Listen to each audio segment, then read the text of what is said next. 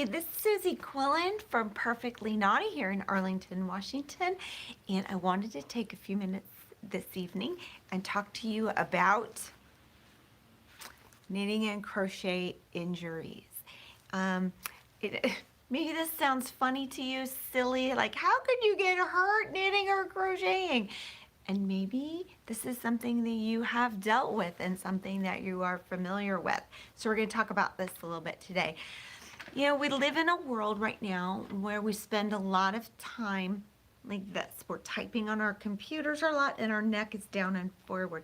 We're on our cell phones and we're down here and we're doing this. And all of these things are small, confined, repetitive movements. So is our knitting and our crochet. We're sitting here and we're down like this and we're knitting and we're crocheting, right? And our neck is down and forward. Our shoulders, if we're stressed in particular, our shoulders are hunched up and we're causing a lot of stress. And this can bind up our wrists. And inside our wrists, there is a whole bunch of, there's 8 little bones in here and they're called carpal bones. There's a nerve bundle right here at the top of the muscle in our forearm. This can get locked up and really tight. If you just do this, you might find that's really, really painful. You can also, there's also where our neck and shoulders meet, there's those muscles that run right there, your trapezius muscles, those can get really tight and they can cause a lot of tension in our neck and our shoulders, and they can be very, very painful. The nerves that run from that spot in your neck, down your shoulder, down your arm, they can get pinched and they can cause a lot of pain, and all of those things together can combine to cause you numbness in your hands. Some people will get some symptoms of what is called Raynaud's. And Raynaud's is you'll get a lot of white in your fingers. They'll feel really cold a lot. A lot of times, some of these things can be resolved. They aren't necessarily permanent. Carpal tunnel does not have to be resolved with surgery necessarily. I will take a moment. I'm going to pause right here and do a disclaimer. I'm not a chiropractor. I'm not a doctor. I'm not a nurse. I'm not a physical therapist. I'm in none of those things. But what I do have some experience in healthcare in the past. But what I'm going to share with you is stuff that I have learned just being a human being and having a body, and things that I've learned from my chiropractor, things I've learned from my massage therapists over the years, things I've learned from yoga instructors, because we really need to take care of our bodies so that we can knit and crochet for long into our life. I had a gal that used to come into my shop all the time, and from all of her years, she ended up developing so much nerve damage in her neck and shoulders that it became permanent nerve damage, and she had to give up knitting, and it was really very tragic for her for quite a long time. So, and this came up for me here recently because I have dealt with my carpal bones off and on probably for about 30 years, and it's not all the time, just sometimes they get inflamed, and this last week or so they got really inflamed to the point where I was having trouble holding a pen to write without sharp pain and numbness, and I was having to try to shake it out, and I just couldn't loosen up. I could feel them crunching around in there, and it was not fun. And I went to the chiropractor and I got my neck adjusted, and that helped. And then I did some self-massage therapy on my arms, which helped. And then I got a hold of my a massage therapist friend of mine who happens to be really good at loosening up my carpal bones in my wrist. And that's when I thought, you know what, I need to share this stuff with you, and we need to talk about this, because I want you to not only be excited about your stitching projects and learning and growing, but I want you to be a healthy person physically as well. So here's some things that I have learned for me. This is not my medical advice for you. You need to know your body. You need to also be in communication with your chiropractor, your massage therapist, and if you've got other, diagnosed conditions, you want to be careful if you've got, bone degeneration and all that kind of stuff. You need to know you. The things I want to share with you here in this conversation are things for you to think about, things for you to be aware of, questions for you to be able to take to your healthcare professional and make sure that that resonates with your condition, with your body. So here's a few things that that help me quite a bit. This product right here is called Ache Ease, and it's an all-natural anti-inflammatory rub that I make with fresh herbs, and I have, I don't know, probably 6 of these left, and they're $17. If you want one, you can contact me and we can talk about how to get that to you. But it's made with yucca root, white willow bark, devil's claw, frankincense, lavender, and some other awesome fun stuff that's really good for reducing inflammation. And those are things that you might be able to try on your own, getting those in an essential oil or looking for them. Arnica, oh, this also has arnica in it. Arnica is a really great one for this kind of stuff as well. But I rub this in. It helps me a lot. All of our bodies absorb things differently, so you might try an over-the-counter like Icy Hot or Bengay or whatever, or you might try a natural version of one of those things that you can find in your area. But our bodies absorb things different, so keep in mind that it may or may not work for you, and you might have to try a couple of different things until you find what works for you. A lot of people really swear by the doTERRA Deep Blue products. I do have one 5 mil Deep Blue left here in the shop.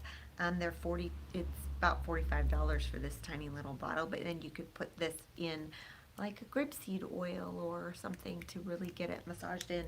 And a lot of people swear by this. I don't use it. It has cinnamon in it, which is something I'm allergic to, so I don't use this, but that works really good. There's lots of different products available, so do some research. Trust your gut, okay? A lot of times, if you are in tune with your body, then and you read about something or hear about something, it'll tell you. Your body will tell you and say, that sounds like something I should try. Another thing that works really well for me when I'm going through these periods where my wrists are inflamed is getting some rigid braces. I picked these up. I had some for forever and ever and ever, and somewhere when I moved out of my home and my husband and I got married and I moved, I lost my wrist braces. I don't know. Anyway, I picked these ones up at Walmart. They were about $15 a piece. They're quite comfortable, and they just have Velcro closures. Try them on to fit you. These ones are made for a woman's wrist size and shape. A lot of those that you buy are sort of unisex, which is not necessarily a bad thing. The ones I've had in the past probably would have been just fine if I had them, sports ones or whatever. I like these ones that are rigid. This one has a little, kind of a bar in here that puts just enough pressure under the heel of my hand where those carpals are, and it has the back side of it as well has a softer but yet rigid spot right here, and this fits me really good. I will wear these when I am just puttering around and I just want to take a little strain off, but I sleep in these. And that's the biggest help for me, because I find that sometimes I'll bend my wrist over and fall asleep like that. That's not so awesome for your carpals. There you go. This may or may not be a help for you. They also have the ones that are elastic. Maybe that's what you need. And some people like those kind of elastic, tight-fitting craft gloves. Those might support your wrist. When your neck, shoulder, arms are inflamed, we want to, I know it's really hard, but we do kind of want to put our hooks and needles down for a little bit and let our bodies rest. So there you go. That's another tip there. So those are kind of in some of the resolve things. Oh, here's another fun thing. This right here, this might sound crazy, but this is a $20 car polisher that I bought at the Walmart.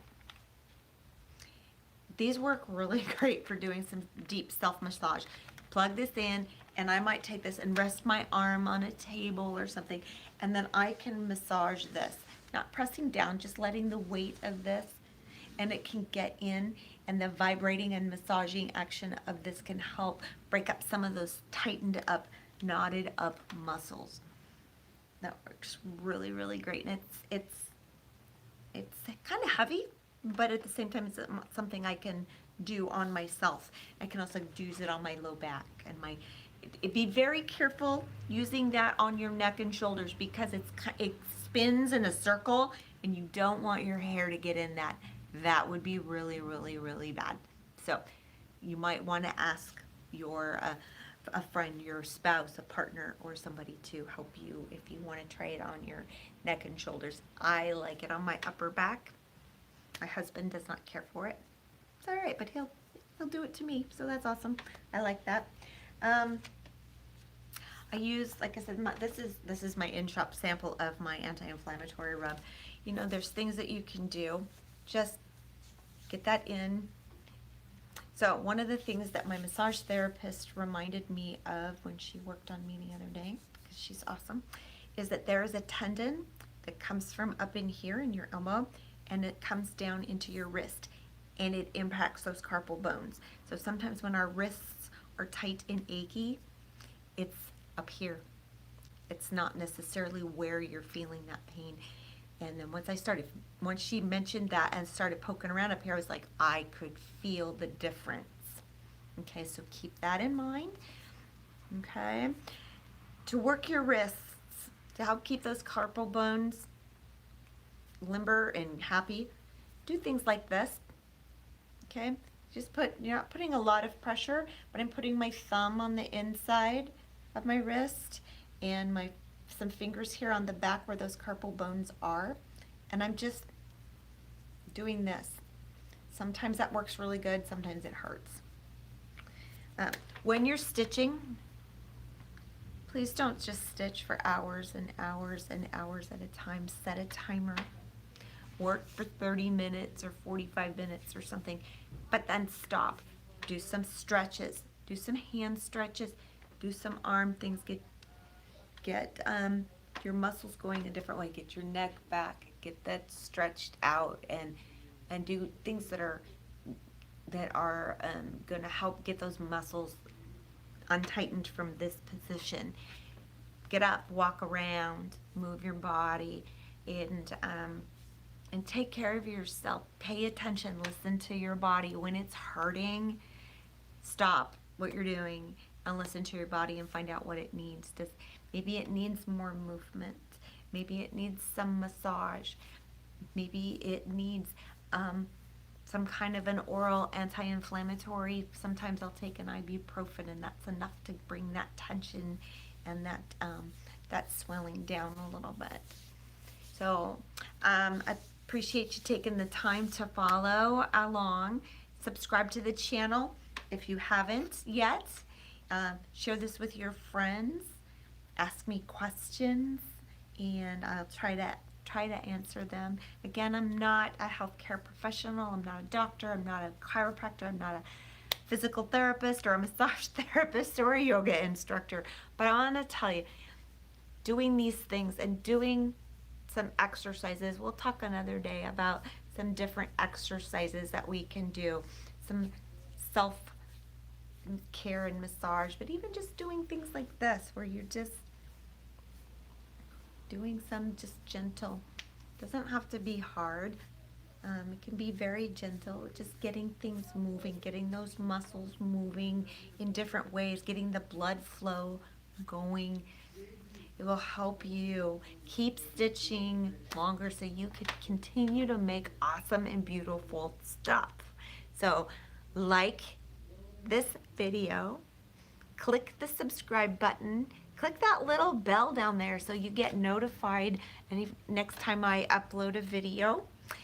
You can come over and join us on Facebook at facebook.com/perfectlyknotty. And we also over there have a private little Facebook community. So if you want to join the Perfectly Knotty conversation group, you can find that on Facebook.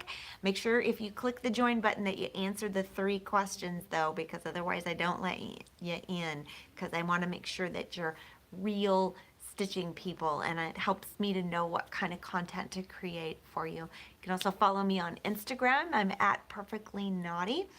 And there you go, guys, perfectlyknotty.com and all the social media places, right? You guys are awesome. You're so fun. I appreciate everybody hanging out with me for a little while this evening. I hope this helped. Let me know if some of these tips were helpful for you. Let me know if this is something that you have dealt with. Have you dealt with neck, shoulder, elbow, wrist pain from your knitting and crocheting, or does the pain that your typing life cause you to slow down your stitching life? So let me know how this impacts your life, and I will talk to you again next time. Bye.